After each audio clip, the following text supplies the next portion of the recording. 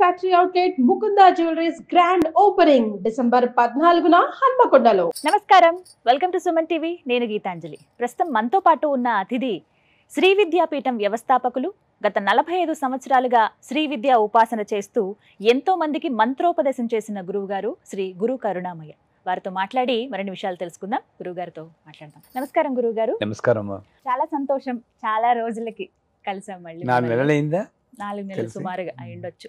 వరలక్ష్మి వ్రతం అప్పుడు వచ్చారంతే, ఆ తర్వాత మళ్ళీ కలిసింది లేదు. చాలా మిస్ అయ్యాము. యూకే వెళ్ళాం. యూకే వెళ్ళారు. ఎలా జరిగింది ప్రయాణం? అన్నీ జరిగాయి, అద్భుతాలు అన్నీ జరిగాయి. అద్భుతాలు జరిగాయా? అమ్మవారి పరీక్షలు జరిగాయి. సో ఎప్పుడు వెళ్ళినా కూడా యూకే అయినప్పుడు నిజం చెప్పొద్దు, నాకు ఇష్టం లేదు. ఎందుకంటే మన వాళ్ళని హింసించారు అనేది మర్చిపోలేకపోతున్నాను. ఆ కోహినూర్ పట్టుకెళ్ళి అక్కడ ఉంచుకోవడం, ఆ మ్యూజియంలో వెళ్తే వాళ్ళు కోహినూర్ శాంపుల్ 5 పౌండ్లు ఉంది, కొనుక్కుంటావా అన్నారు. అడిగేశాను, మా కోహినూరు పట్టుకెళ్ళి మాకు శాంపుల్ అమ్మడానికి నీకు ఎంత ధైర్యం అది. అంచేత ఆ అడ్వర్సిటీ ఎలాగా కొంచెం ఉంది. మా అమ్మాయింది కనుక వెళ్ళాను. అక్కడ మీరు అడిగారుగా చెప్తున్నాను, శ్రీ విద్యలో ఉన్న లేక ఒక భగవంతుడి మీద భక్తి నమ్మకం ఉండి ఇంకేదీ కోరకుండా, నన్ను ఆల్రెడీ రక్షిస్తున్నావు, నన్ను రక్షించు అనకూడదు.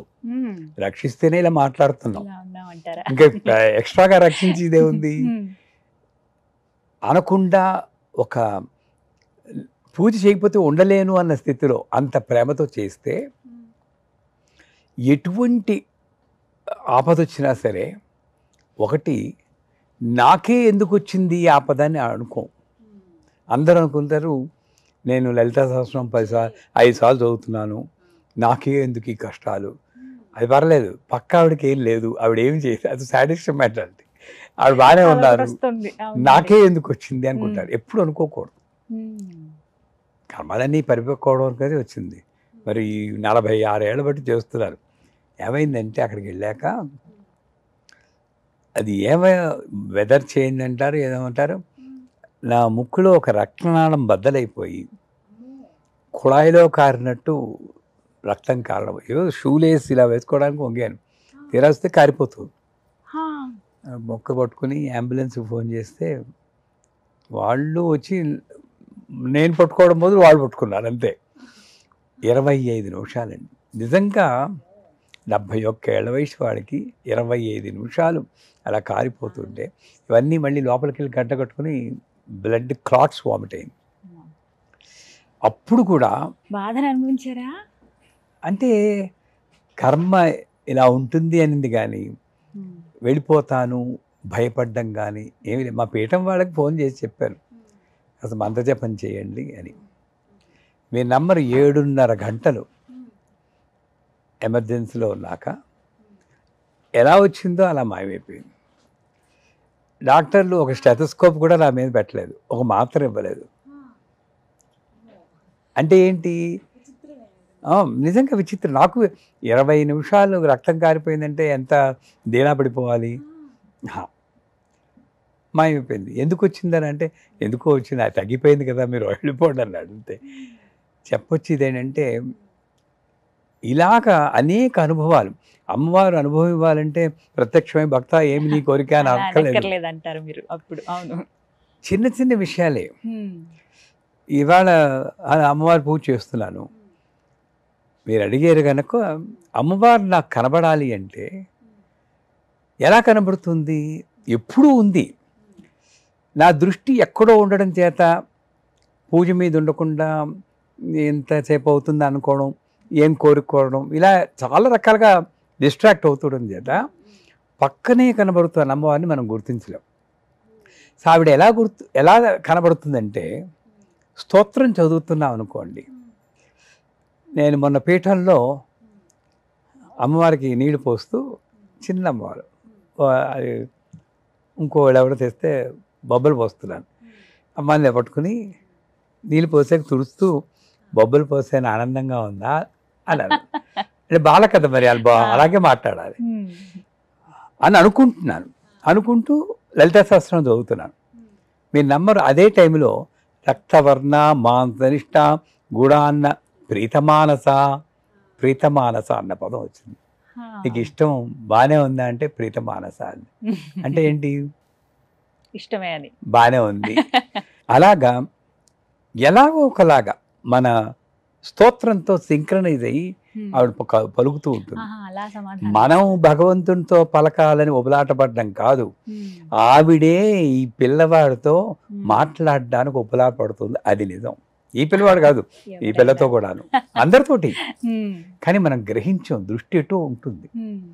చేత సదా ఆ నామస్మరణలో సదా ధ్యానంతో ఉంటే, నేను చెప్తూ ఉంటాను కదా, ఈ వేళలో ఏం చేస్తూ ఉంటావు పాట పాడుకుంటూ ఉంటే, అమ్మవారి కోసం పాడితే మంచి అనుభవాలు, వాళ్ళకే అనుభవాలు కాదు మనకే కలుగుతాయి ఇలాంటి అనుభవాలు. కానీ ఒక మాట, మీకు అంత అనారోగ్యం చేసినప్పుడు, అది అనారోగ్యం అని కూడా అనను నేను, అకస్మాత్తుగా అలా జరిగినప్పుడు మీకు కలిగిన అనుభవం చెప్పండి. అమ్మ నాకు ఎందుకు ఇలా పెట్టామని మీరు అనుకున్నారా? క్వశ్చన్ లేదు, ఆనందం అంతే. ఒకటి మోక్షం అని మీరు కోరుకుంటారు, నేను కోరుకుంటాను.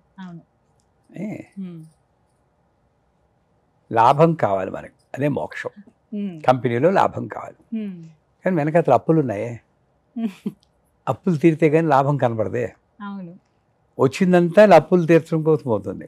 నాకు ఇప్పుడే లాభం ఇయ్యి అన్నావంటే మొత్తం అప్పులన్నీ తీర్చేయడానికి చూస్తుంది. ఈ కర్మలే ఉంటాయి. అంచేత నాకు చిన్నప్పటి నుండి మా అమ్మ చెప్పడం వల్ల, మా గురువుగారు చెప్పడం వల్ల కర్మక్షయం అవుతుంది, ఈ కష్టాలు అవనండి, ఆరోగ్యం ఏదేమనండి అన్న భావన మాత్రం బలంగా పడి. అంచేత నాకే ఎందుకు వచ్చింది, మనమేం స్పెషల్ ఏంటి? మీరు కబీరు, రామదాసు, తులసీదాస్తో కంపేర్ చేస్తే వాళ్ళు ఎంత బాధలు పడ్డారు. వాళ్ళు అంత చేస్తేనే, రామదాసు అంత పాడితేనే 18 ఏళ్ళు జైల్లో పెట్టించారు, టప్పిని కొట్టించారు. వాళ్ళకితో అసలు ఏం కంపేర్ చేస్తావు? నాకే ఎందుకు వచ్చిందంటే నువ్వేమిటి పెద్ద అని అంటుంది. అంచేత అసలు ఆలోచనే రాలేదు. కాకపోతే ఒక్కటి, పీఠం కట్టాలనుకున్నాను, ఏం చేస్తావో ఒక్క మాత్రం అనుకున్నాను. అంటే కట్టకుండా వెళ్ళిపోతానేమో అన్న ఒక ఆలోచన వచ్చి పీఠం కట్టాలనుకున్నా, ఏం చేస్తావో అనుకున్నాను, అంతే. అంతకుమించి ఏం లేదు. ఇంకా ఆమె సంకల్పం మీ పట్ల ఇంకా చాలా ఉందండి, ఉందేమో, అది మాత్రం అనిపించింది. అంటే ఎలాంటి పరిస్థితి నుంచి అయినా బయటపడగలిగామంటే అది అమ్మవారి దయే ఖచ్చితంగా. అమ్మ ఉన్నట్టు నమ్మినారు కెడువదిల్లై అని అరవంలో ఉంది. నమ్ముకున్న వాళ్ళని ఆవిడ చేయవదలదు. ఎలా నమ్ముకోవాలి? నీట ముంచినా పాల ముంచినా నీదే భారం. వీళ్ళందరూ పాలల్లోనే ముంచాలనుకుంటారు. అందుకే ఈ భక్త ప్రహ్లాద్ సినిమాలో ఆ ప్రహ్లాదుని హిరణ్యగర్భుడు తోసేస్తాడు వాళ్ళ అనుచరులు. నారాయణ నారాయణ నారాయణ అనుకుంటారు. మీరు ఆ సినిమా చూస్తే ఇలా పడిపోతూ ఉంటారు. అప్పుడు కూడా ఆగా నారాయణ అని మాందు, ఇంకా ఆల్మోస్ట్ భూమికి తగులుతాడంటే అప్పుడు అంత నమ్మకం. అలా ఉండాలి. అలా నమ్ముకుంటే ఎలాంటి పరిస్థితి నుంచి అయినా గట్టెక్కగలుగుతాం. మీలాంటి వాళ్ళకి కూడా ఇలా వచ్చాయంటే మేమేం అతిథులం కాదనిపిస్తుంది. ఇందాక చెప్పారు కదా, మీలాంటి వాళ్ళు మాలాంటి వాళ్ళు. శంకరాచార్యుల వారి మీద అగ్ని ప్రయోగం జరిగింది. అటువంటి వాళ్ళు అగ్ని ప్రయోగం ఆయనే తప్పించుకోలేకపోయారు. అంటే ఎలాంటి, ఇప్పుడు మీరు అన్నారు నీట ముంచినా పాల ముంచినా నీదే దయ, ఎలాంటి పరిస్థితుల్లోనైనా అమ్మ చెయ్యి వదలకుండా ఉంటే ఆమె ఇంకా గట్టిగా మనల్ని పట్టుకుంటుంది. నువ్వు ఏది ఇచ్చినా నాకు అనుగ్రహమే, నీకు ఆగ్రహం లేదు. వీళ్ళు అంటూ ఉంటారు అమ్మవారి కోపం వస్తుంది, సరిగ్గా చదవకపోతే ఆవిడ కోపం వచ్చి చెప్పించేస్తుంది, కష్టాలు వస్తాయని. అది మా డిక్షనరీలో లేదు, మా గురువు గారి డిక్షనరీలో. నువ్వు ఏది ఇచ్చినా అనుగ్రహం.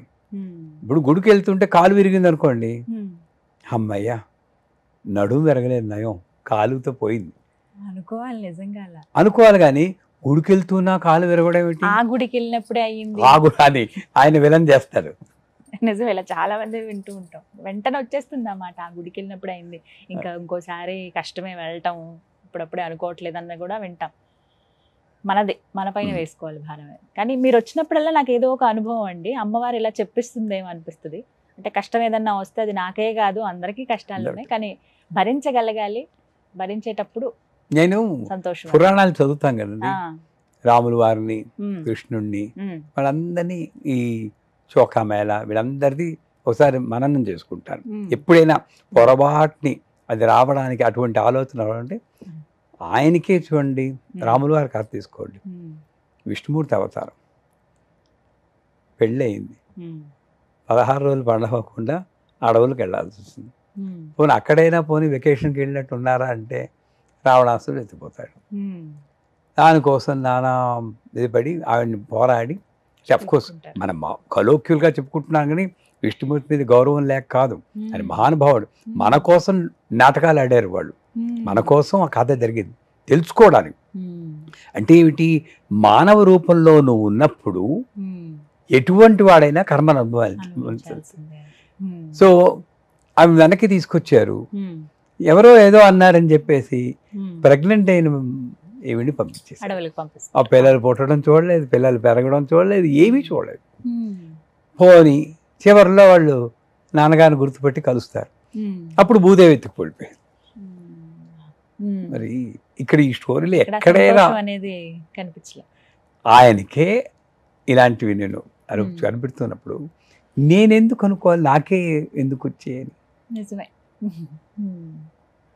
ఇది ఒకటి, ఈ సూత్రం ప్రతి ఒక్కళ్ళు తెలుసుకోవాలి జీవితంలో, వాళ్ళకి వాళ్ళు అన్వయించుకోవాలి ఎవరైనా సరే. కానీ ఏది జరిగినా కర్మక్షేమం అవుతుంది అంతే. అంటే కర్మ నుంచి ఎవరు తప్పించుకోలేరు, అది మాత్రం. దీని 100%. ద్వారా ఇంకొకసారి రుజువైంది అది, అది ఎవరైనా. కానీ మీ అనుభవం అనేది నిజంగా చాలా మందికి ఒక కనువిప్పు లాంటిది. అమ్మని ఎప్పుడు చెయ్యి విడవద్దు అనేది మరొకసారి మీ మాటల ద్వారా తెలుసుకుంటాం.